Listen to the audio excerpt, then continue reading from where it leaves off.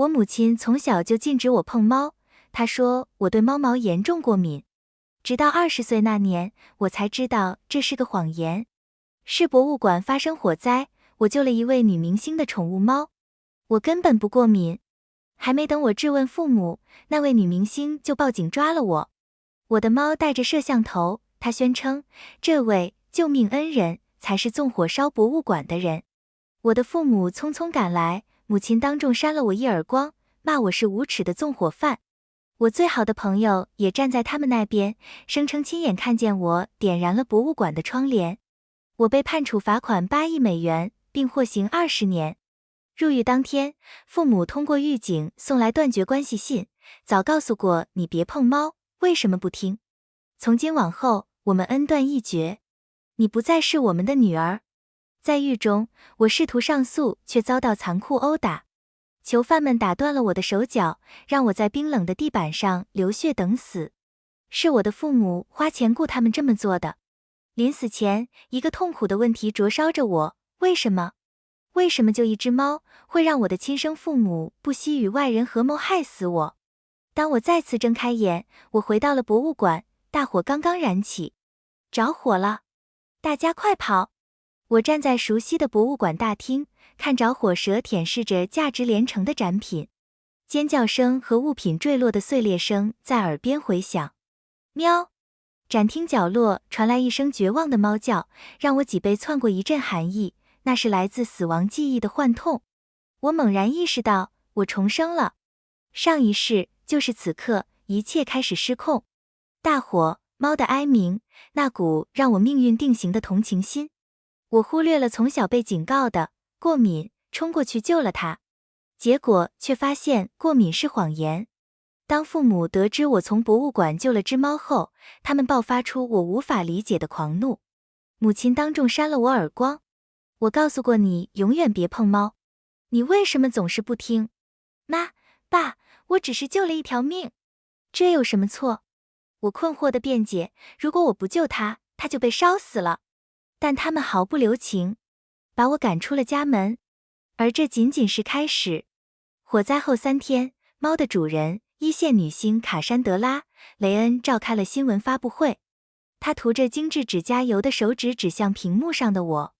救了我猫的人就是纵火犯，她宣布，声音带着矫揉造作的悲伤。我的猫项圈上有微型摄像头，它记录了一切。他放了火，然后假装英雄来掩盖罪行。我否认一切，尖叫着申辩清白，但无人相信。我的父母无视我绝望的求助，在我最需要他们时，他们站上证人席撒谎。法官大人，我父亲一脸悲痛地说，我女儿一直对火有迷恋。她10岁时玩火柴，差点烧了我们的房子。这次博物馆失火，一定是她干的。我最好的朋友斯特拉红着眼圈，泪流满面，给出了致命一击。我看见他用打火机点着了窗帘。他的话让我的心彻底冻结。然后，我放在家里抽屉的打火机被父母交给检方，作为我遗留在现场的证物。人证、物证，一个完美无缺的陷阱。因纵火和毁坏国宝，我被判20年徒刑，并处以天文数字的8亿美元罚款。入狱第1天，狱警递给我一个信封，里面是父母的断绝关系信。他们的字句如冰刃，早告诉过你别碰猫，这就是你不听话的下场。你是自作自受，从今以后，你不再是我们的孩子。我攥着信，泪流满面，对狱警尖叫，我是被冤枉的，放我出去，我要上诉，不是我干的。我尖叫到喉咙出血，但无人理会。一群女囚嫌我吵闹，趁狱警离开后把我按在地上，一只手捂住我的嘴，拳脚如雨点落下，骨头碎裂的恶心声响淹没在沉闷的击打声中。他们打断了我的手脚，任我自生自灭。弥留之际，带头的女人俯身狞笑，别怪我们，她低语，怪你父母，花100万买你的命，这价钱可不低。我最后一口气化作无声而痛苦的疑问，为什么？喵！又一声猫叫，比刚才更尖利，将我从血色的回忆迷雾中拉回。火焰正蔓延向角落，一只纯白的猫蜷缩在烧焦的展柜下，它的琥珀色眼睛紧盯着我。上一世就是这个眼神毁了我，这一世我不会再犯同样的错误。我迎上他的目光，心硬如铁。别怪我，我心想，自求多福吧，小家伙。毫不犹豫的，我转身冲向出口。我冲出博物馆大门，脱离浓密呛人的烟雾，大口喘息，肺部灼痛。劫后余生的庆幸让我浑身剧烈颤抖。父母看见我，冲了过来，脸色因恐慌而苍白。他们抓住我的胳膊，力道大得留下淤青。你呀，母亲的声音因极度宽慰而颤抖，听起来近乎恐惧。你没事吧？我直起身，强作镇定地拍掉衣服上的灰。我没事，妈。但我快出来时，看见角落里有只猫，它看起来很害怕，一动不动。空气瞬间凝固，我看得清清楚楚，它们瞳孔猛地收缩。父亲抓着我胳膊的手收紧，痛彻心扉。我顿了顿，放柔声音，但我记得你们一直告诫我，说我对猫过敏，绝对不能碰它们。火势越来越大，我怕万一过敏发作，自己就逃不出来了，所以我就没管它。父母死死盯着我，目光像探照灯一样扫描我的全身，确定我身上没有一根猫毛后，他们肩膀的紧绷感才终于消退。好，父亲声音发颤，这就好，只要你没碰它。母亲又一把将我紧紧抱住，她身上散发出的慌乱能量慢慢平息。就在这时，我最好的朋友斯特拉踉跄着从烟雾里出来，脸上沾着烟灰。他看到我，扑进我怀里。你吓死我了，米娅，你没事真是太好了。我回抱住他，宽慰感涌上心头。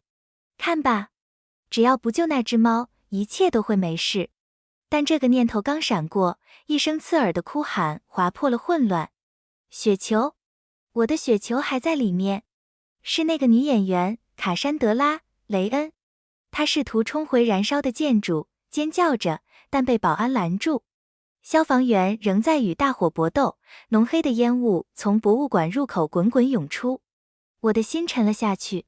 不久，一名消防员从烟雾中走出，表情凝重。他捧着一个小东西，他走向哭得几乎站不稳的卡珊德拉，缓缓摊开手。我在角落里见过的那只白猫，此刻毫无生气地躺在消防员厚厚的手套上，曾经雪白的皮毛被烟灰熏黑，毫无生命迹象。不！卡珊德拉喉咙里蹦出撕心裂肺的尖叫，她扑上前，抢过那小尸体，紧紧搂在胸前。雪球，睁开眼睛，看看妈妈，都是我的错，我不该带你来这里。那场面令人心碎。我转过头，强迫自己不看，这已经与我无关了。我拉起父母和斯特拉的手，准备离开这个悲剧之地。但下一秒，卡珊德拉的哭声停了。她猛地抬头，红肿的双眼锁定了我。是他，就是他杀了我的雪球。他尖声叫道，颤抖的手指指着我，警官，抓他，他是凶手。我身体僵住，转过身，难以置信的眩晕。上一世我救了猫，他告我纵火；这一世我没救猫，他依然告我。为什么？母亲立刻挡在我面前。你胡说什么？我女儿刚从那场火里逃出来，她怎么可能杀你的猫？父亲的声音压抑着怒火，我们对您的损失深感遗憾，但这是意外，与我女儿无关。卡珊德拉发出一声冰冷的、毫无笑意的冷笑。意外？他掏出手机，屏幕几乎戳到我父母脸上，声音因愤怒而颤抖。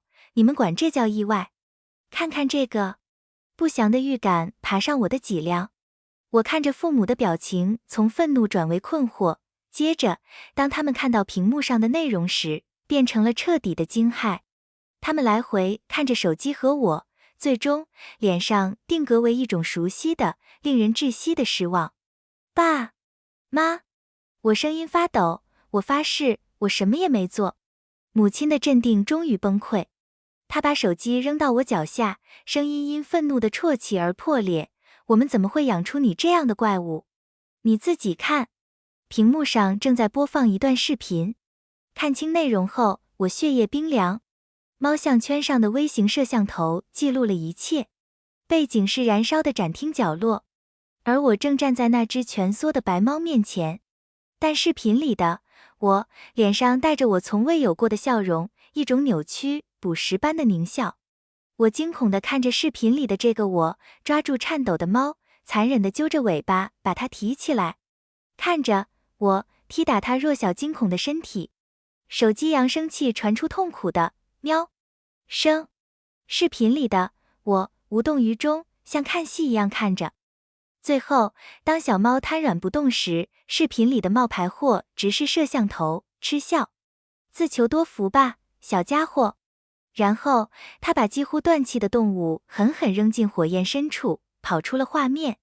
视频很短，但足以将我打入地狱。不！我尖叫，声音因恐惧而撕裂。那不是我，不是。我看到那只猫时，它还好好的，我根本没碰过它。斯特拉在警察抓住我时还很慌乱，此刻盯着视频，他的表情变成了彻底的厌恶。他像躲瘟疫一样从我身边退开。你呀，你虐待猫？他的声音颤抖，我不敢相信你是这种人。你怎么能？太残忍了。我看着他，最后的希望崩塌。斯特拉，你也不信我？我们是最好的朋友，你一直和我在一起。告诉我，我什么时候离开过你身边去做那种事？他摇着头，但语气坚定。我怎么知道？也许在我没注意的时候，你溜走了。视频就在这儿，你呀，猫死了，证据摆在我眼前。你让我相信什么？我说不出话，大脑一片混乱的轰鸣。怎么会这样？我记得我转身离开了，是烟雾太浓产生了幻觉，还是恐慌中有什么东西控制了我的身体？我无法理解。我竭尽全力避免重蹈覆辙，绞索却依然套上了我的脖子。